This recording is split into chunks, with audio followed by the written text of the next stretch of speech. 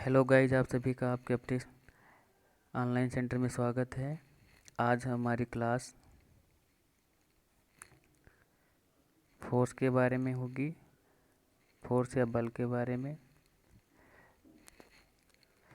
Class start करने से पहले सभी छात्र चैनल को सब्सक्राइब कर लेंगे और वीडियो को ज़्यादा से ज़्यादा शेयर करें।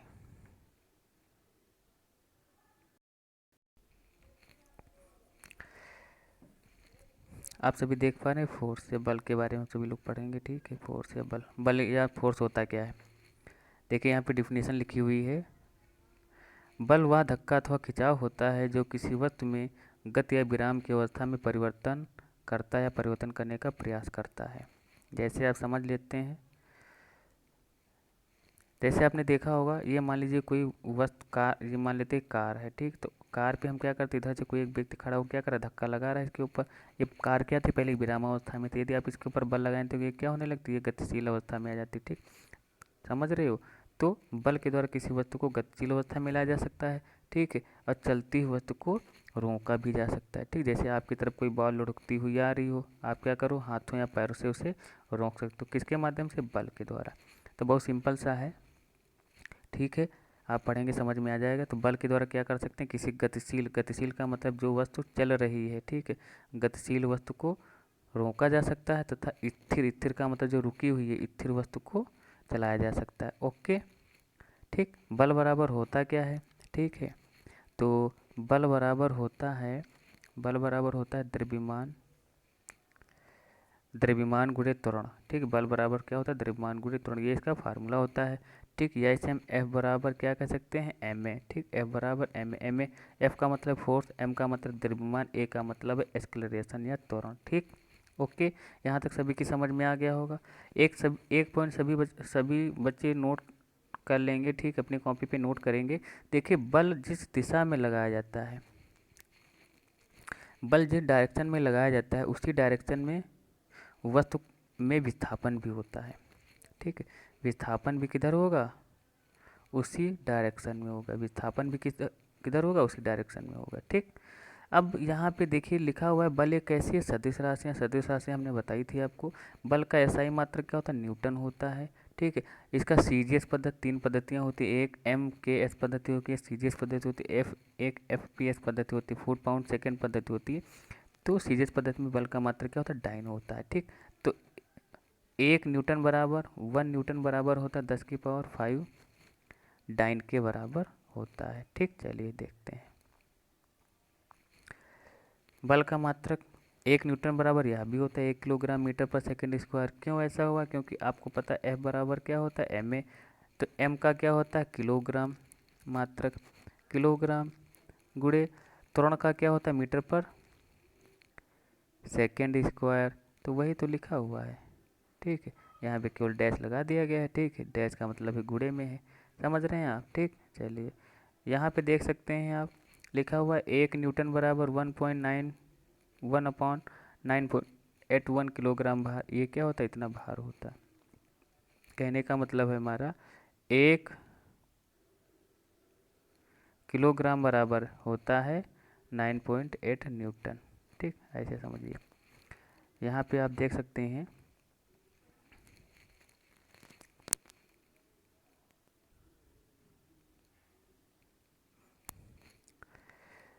नेक्स्ट टॉपिक है हमारा इफेक्ट ऑफ फोर्स, बल के प्रभाव। किसके प्रभाव, बल के प्रभाव। तो बल के प्रभाव में हम देखते हैं, बल के कई प्रभाव हैं। वैसे मुख्यतः 3 बहुत से होते हैं, ठीक। लेकिन आपको जो यहाँ पे आपके टॉपिक दे रखे हैं वो आपको देखना है। देखिए पहला लिखा हुआ है, बल लगाने से किसी वस्तु के आकार या आयतन में परिवर्तन किया जा सकता है, ठीक। जैसे आपने देखा होगा कि आपके पास मान लीजिए बैलून, बॉल है, ठीक है। बॉल है, कौन सी, फुटबॉल वाली जो बॉल होती है, ठीक है। आप उसको दोनों तरफ से कंप्रेस कर दो, दबा दो, क्या हो जाएगी, बहुत सी पतली हो जाएगी, ठीक। कैसी, कैसे पतली हो जाएगी, आप देखेंगे ये इस प्रकार से पतली हो जाएगी। तो क्या इसका पहला आकार इसका ऐसा था, अब इसका कैसा हो गया, इस प्रकार से हो गया। आकार या आयतन सब में परिवर्तन हो सकता है। सेकेंड क्या है, किसी स्थिर वस्तु पर बल लगाने से गतिपाल हो जाती है। जैसे मान लीजिए अभी आपको हमने बताया था ये मान लीजिए कोई कार है, ठीक है, ये रुकी अवस्था में है, आप इस पर क्या करिए, पीछे से धक्का लगाइए, ये क्या हो जाएगी, गतिशील अवस्था में हो जाएगी। ठीक, तो वही यहाँ पे बताया जा रहा है। ठीक, और यदि कोई वस्तु चल रही है तो उसे रोका भी जा सकता है।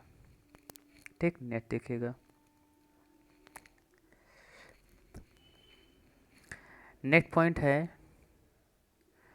बल किसी वस्तु की गति की दिशा बदल सकता है, डायरेक्शन भी बदल सकता है, बल के द्वारा डायरेक्शन भी बदली जा सकती है। ठीक, ओके, ये 3 पॉइंट आपके सभी लोग बच्चों की समझ में आ गया होगा। अब हम नेक्स्ट देखते हैं टाइप्स ऑफ फोर्सेस, बल के प्रकार। बल 2 प्रकार का होता है। कितने प्रकार का होता है, 2 प्रकार का। पहला यहाँ पे दे रखा है बैलेंस फोर्स। अब देखिए बैलेंस फोर्स होता है क्या, पहले समझ लेते हैं। जैसे यहाँ पे मान लीजिए कोई वस्तु है, ठीक, ये क्या है, वस्तु है, एक कोई व्यक्ति यहाँ पे खड़ा हुआ है, ठीक, वो इधर की तरफ से क्या कर रहा है, इसके ऊपर 20 न्यूटन का बल लगा रहा है। ठीक है, कितना लगा रहा है, 20 न्यूटन। एक दूसरा इधर व्यक्ति खड़ा हुआ है, वह क्या कर रहा है, इस वस्तु पे मान लीजिए 25 न्यूटन का बल लगा रहा है। ठीक, तो अब हमें आप 25 नहीं 20 न्यूटन का ही लगा रहा है। ठीक, क्योंकि बैलेंस फोर्स पढ़ रहे हैं, तो आप क्या देखेंगे, क्या ये वस्तु, ना तो ये वस्तु इधर जाएगी ना तो ये इधर जाएगी। क्यों, क्योंकि दोनों तरफ से कितना लग रहा है, बराबर बल लग रहा है। तो क्या होगा, कुछ काम होगा, नहीं होगा, यानी कि वस्तु क्या अपना स्थान छोड़ेगी, नहीं छोड़ेगी। तो इससे हम ये कह सकते हैं कि हमारे द्वारा लगाया गया बल क्या हो गया, संतुलित बल हो गया। ठीक, चलिए देखिएगा क्या लिखा हुआ। यदि किसी वस्तु पर एक साथ 2 या 2 से अधिक बल कार्य कर रहे हों तथा बलों का परिणामी प्रभाव क्या हो, शून्य हो, तो वे कैसे हैं, तो वे संतुलित बल, तब उससे हम क्या कहेंगे, संतुलित बल या बैलेंस फोर्स कहते हैं। समझ में आ गया सभी के। अब सेकेंड देखते हैं, बाकी यहाँ पे एग्जाम्पल लिखा हुआ है, आप देख सकते हैं। ठीक, इसको आप पढ़ लेंगे अच्छे से। अब हम पढ़ेंगे अनबैलेंस फोर्स के बारे में। तो अनबैलेंस फोर्स का मतलब होता है असंतुलित बल, ऐसा बल जो बराबर ना हो। देखिएगा अनबैलेंस फोर्स क्या होता है, समझ लेते हैं पहले एग्जाम्पल से। ये कोई वस्तु है, कोई एक व्यक्ति इधर से कितना लगा रहा है, मान लीजिए 20 न्यूटन का बल लगा रहा है, कोई एक दूसरा व्यक्ति इधर से 50 न्यूटन का बल लगा रहा है। तो आप अभी ये बताइए, क्या वस्तु ये यहीं पे रुके थे कि नहीं, वस्तु क्या होगी, बल की दिशा इधर से 50 न्यूटन, इधर से 20 न्यूटन, तो ये बल ज़्यादा लगा रहा है, तो ये वस्तु कहाँ पे आ जाएगी, इधर की तरफ विस्थापित हो जाएगी। ठीक, तो कुछ ना कुछ क्या हो रहा, काम हो रहा है। इसका कहने का मतलब परिणाम जो है कभी शून्य नहीं होगा, यानी कि ऐसा नहीं होगा कि वस्तु जहाँ है वहीं पर रहे, नहीं। ठीक, क्या लिखा है, यदि किसी वस्तु अथवा निकाय पर लगे हुए बलों का परिणामी बल क्या हो जाए, शून्य नहीं है, तो ऐसे बल को क्या कहेंगे, असंतुलित बल कहते हैं। यहाँ पे आप ये एग्जाम्पल देख सकते हैं। ठीक, तो अब ये नया टॉपिक स्टार्ट हो गया है, तो अब हम सभी लोग देखते हैं, अभी हमारे पास समय है। लिखा हुआ है Galileo rule of inertia, Galileo का जड़त्व का नियम। तो गैलीलियो ने जड़त्व के नियम के बारे में बताया। तो गैलीलियो ने क्या बताया कि जितनी भी वस्तुएं होती हैं उनका एक गुण होता है, यदि वो विराम अवस्था में है, ठीक, यदि वो कोई वस्तु विराम अवस्था में तो विराम अवस्था में रहना चाहती है, यदि कोई वस्तु गतिशील अवस्था में है, ठीक, तो वह गतिशील अवस्था में रहना चाहती है। ठीक, तो इन्होंने क्या बताया, देखिए बताया किसी वस्तु का वह गुण जो उसकी विराम या गति की अवस्था में क्या कर रहा है, परिवर्तन का विरोध करता है, उसे क्या कहते हैं, जड़त्व कहते हैं। सिंपल सा, जैसे कोई वस्तु चल रही है, ठीक, तो उसको रोकने में, ठीक, जो कार्य किया जा रहा है, जो भी फंक्शन हो रहे हैं आपके, उसे क्या कहते हैं, जड़त्व कहते हैं। अर्थात यदि वस्तु विरामावस्था में है तो वह विरामावस्था में रहेगी, और यदि वह वस्तु किसी दिशा में एक समान वेग से गतिमान है या गतिशील है तो वह उसी दिशा में समान वेग से गति करती रहेगी। किसी वस्तु का जड़त्व उस वस्तु की प्राकृतिक गुण होता है। ये हर एक वस्तु में ऐसा होता है। ऐसा किसने बताया, गैलीलियो ने बताया। तो यहाँ पे देख सकते, बहुत इंपॉर्टेंट पॉइंट है, जो अंडरलाइन है आपको वही लिखना है, किसी और कुछ नहीं लिखना, केवल पढ़ना है। लिखा हुआ है किसी वस्तु का जड़त्व उसके द्रव्यमान के अनुक्रमानुपाती होता है, अतः जिस वस्तु का द्रव्यमान अधिक होगा उसका जड़त्व भी उतना ही अधिक होगा। ये बात आपको याद रखनी, जो इनर्शिया होती है वो अनुक्रमानुपाती होती है किसके, मास के। कहने का मतलब इनर्शिया का मतलब जड़त्व। जड़त्व, यदि किसी पिंड का द्रव्यमान यदि बहुत बड़ा सा पत्थर होगा तो क्या पत्थर को आप हिला पाएंगे जल्दी से, नहीं। इसका मतलब हुआ यदि वो स्थिर है, ठीक, रुका हुआ है, तो उसे गति की अवस्था में लाने के लिए क्या करना, बहुत बल लगाना होगा। यदि मान लो एक बहुत बड़ा सा पिंड या कोई चट्टान है, ठीक है, वो लुढ़कती हुई आ रही है आपकी तरफ, क्या आप उसको रोक पाएंगे? उसे रोकने के लिए क्या करना होगा, बहुत अधिक बल लगाना होगा।